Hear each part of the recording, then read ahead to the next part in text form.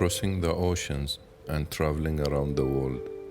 The sea and the waves were his companion since his early life. The moment his ship sailed away from the UK, his home country, towards Oman, he was aiming to stay there for 3 months. Though the moment his eyes were set on Matrah and Wadi Haramil, along with living along the Omanis there, which captivated his heart and made his brief stay expand to a life of 42 years, witnessing the blooming and growth of this country that Abdulrauf grew passionate about.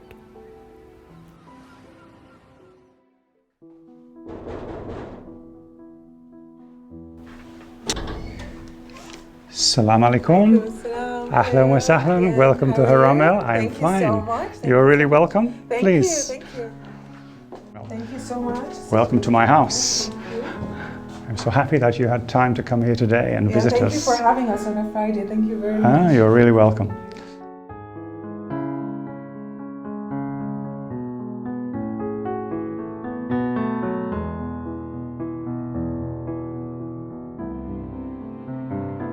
Okay, Captain Abdulrauf, thank you so much for welcoming us at your lovely home. And on a Friday, of course, thank you so much for taking the time to meet us.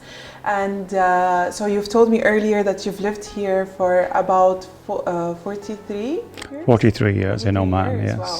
So tell us a little bit about how Oman was when you just came. I arrived in Oman in 1975. And in those days, development was just beginning. It was very difficult for Oman to develop because the port had only just opened and the airport was very small. So just the logistics of bringing things into the country were very difficult. And there was a lot of competition because the entire Gulf was being developed. So people in the other Emirates and Bahrain and Saudi were as anxious as Oman was to bring in such simple things as cement and steel in order to develop their infrastructure. So how did you feel the country was settling in this country? What was your opinion about the country when you just arrived? Also, the purpose of you coming to the country. Tell me a little bit about that. The reason I came to Oman was to become the captain of a helicopter resupply ship with the Sultan of Oman's Navy. And I came here for a 3-month probationary period to see if they liked me and if I liked them. And I decided in those 3 months that if I was going to stay in Oman, I needed to learn Arabic and I needed to know the people. There were many expatriates in those days and I could have spent my time entirely with them.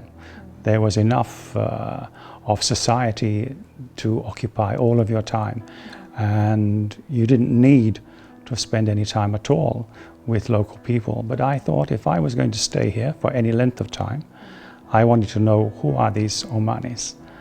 And it's difficult at the beginning because when you come to Oman and you see the people, you think, oh, everybody is just homogeneous Omani.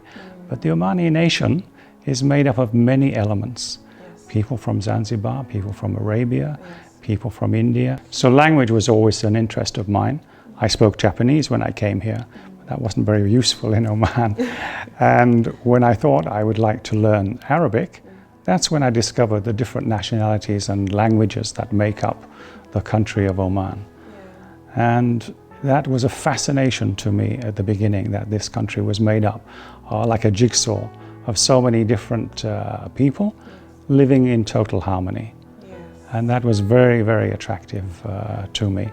And I spent the 3 months just discovering the people on the streets of Muscat. And I met very, very ordinary people, but some incredibly intelligent people that had potential, and I could see this potential.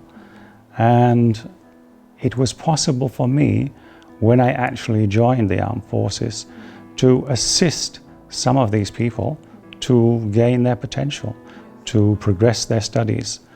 And in Oman, the status of a teacher, somebody who teaches, is really high. And it's 43 years since I came here. But people who I taught remember me to this day with great affection, and even their families and children know about me because I took the trouble to teach. So how long did it take you to learn the language? Were you taught in an institute or a special program? Was it a requirement for your job, or just something that you took into initiative because you felt like it was a great way to fit in with the Omanis back then? Well, I made a conscious decision that when I decided that I would stay and live and work in Oman, that I would spend at least 50% of my time with Omanis. Okay. And so I determined that it was necessary to learn Arabic, but it was impossible for me to take the time to study in an institute. And there were very few opportunities to do that in those days. Yes. So I learned from my friends. Oh, that's very nice of them. And how do you describe the living back then? Like, how was the lifestyle? Other than work, what else was your regular routine? What was the interest of you or any Omani back then? Well, in those days, I spent a lot of time walking, and I walked Matra and Muscat and met people, because in Oman, if you were to visit, to this day it still applies, you can so easily meet Omanis. And I have friends who have worked in other countries in Arabia, and they have worked sometimes 3 or 4 years in those countries. I haven't met a single person from that country that would invite them to their home. In Oman, it's compulsory. And people will meet you, and within hours, you'll be invited to their home, and whatever they have, and people didn't have very much in those days, they would share with you. And if they didn't have enough, they would bring it from their neighbors. Yes. So also I wanted to know more about where did you live back then? Like, were you in the same house as you are today? Did you move? And a little bit of how was your transition of living wise from back in the day until today?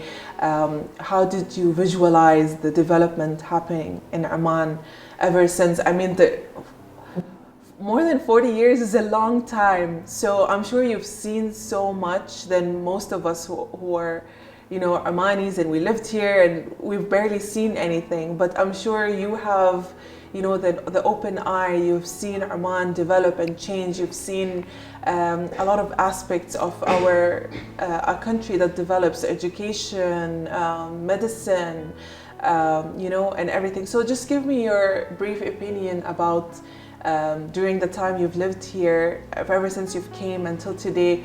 What is the significant change that you admire the most ever since? Well, I mean, when I came here, you asked where did I live? Yeah. And that's an interesting question, because the answer is equally as interesting. There was a shortage of housing, and so I lived on the ship. And I lived on the ship, which was docked in Port Sultan Qaboos and sometimes in Muscat, in the naval base, for the first 8 years that I was here. So that told you about the difficulty of people's lives, because I was an expatriate, privileged person, and you would have expected that I would easily have been accommodated somewhere, but I was not. There was just not the accommodation for people to find generally. And of course that has changed enormously now, and Oman is full of accommodation. And that was one of the aspects that I see had changed. And people ask me, 43 years of being in Oman, they say, oh, how have those people changed? And I said to these people who asked that question, in the first, I suppose, 20 years, the change in Oman was phenomenal. We got new roads, we got bridges, we got housing, we got hospitals, we got schools. And those people that I remember, and their children eventually from those times, were wonderful people. And then people say, they must have changed after all of that development. And I say, well, look now, we are not developing as we did then. We have gone a step further. Now it's not a question of getting a road. Now it's getting an extra 20 kilometers on the road. And if those people that I met and knew in Oman, the general Omanis, didn't change when there was a radical change taking place in the country, the new people, the new generation of Omanis, are not going to change at all with just the incremental, the small changes that we're experiencing now. Where are you originally from? I'm originally from England, from the northeast of England, in a market town called Darlington, which is famous for the invention of the railway. As yet, there are no railways in Oman. So significant difference. Significant. But now you live in a house with an amazing beach view. So tell me a little bit about this house. I spent my life at sea, so I always wanted to live beside the sea. And I had Omani friends who knew of my ambition, and they came to tell me one day, oh, there was a small plot of land that has a fishing net magazine, a store for fishing nets, and it's for sale. And they said, would you like to come and see it? I said, yes, let's rush. And we came to the village and we looked, and there was this mean-looking shed that had no architectural merit at all and was just about standing. It didn't have a roof. And I said, yes, of course, I can see this potential with no problem at all. Right through it, huh? Straight through it, yes. I knew exactly that it was a location that could be made beautiful, because, well, the location was beautiful. The view of the sea is always incredible. And we're lucky in this village because we have the mountains and the sea, and that combination is magical. Well, you can take me a little bit around the village and show me around the spectacular view in your lovely home. And you can tell me a little bit about the memories you have since you've started living here until today. I'm sure everyone in this village knows who you are and you've grown with them. So I think it's a remarkable way of living. Yes, it would be my pleasure to take you into the village. People in the village are very friendly. And the astonishing thing is the friendliness that you will see here is normal in the interior. In a sophisticated capital city like Muscat, people have lost the edge of their behavior like that. But in my village, it still exists, and people will be very happy to see you walk around my village with me.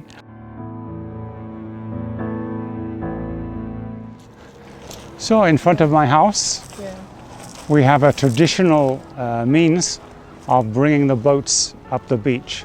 This is a log, a trunk of a tree with a hole in the center.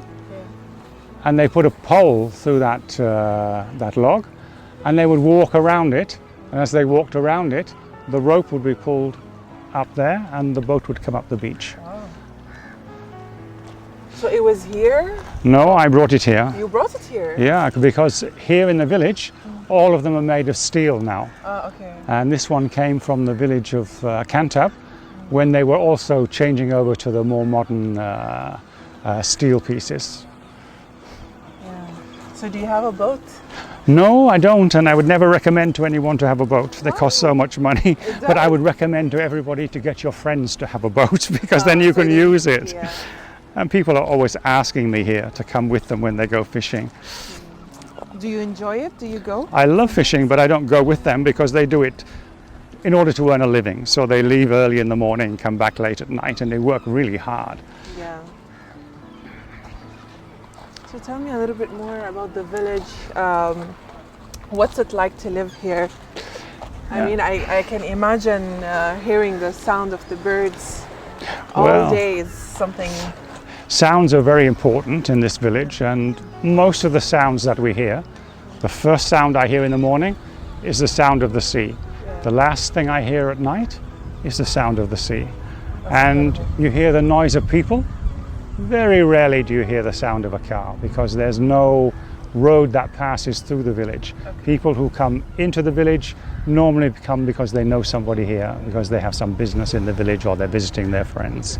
So there's no through route to take you anywhere else. It's a dead end. And so the traffic by cars is much less than normal. You see, there's a very famous image on my house This is an image by the street artist Banksy, Banksy. the girl with the red balloon. It's amazing. What about the stamp? It says 100% genuine.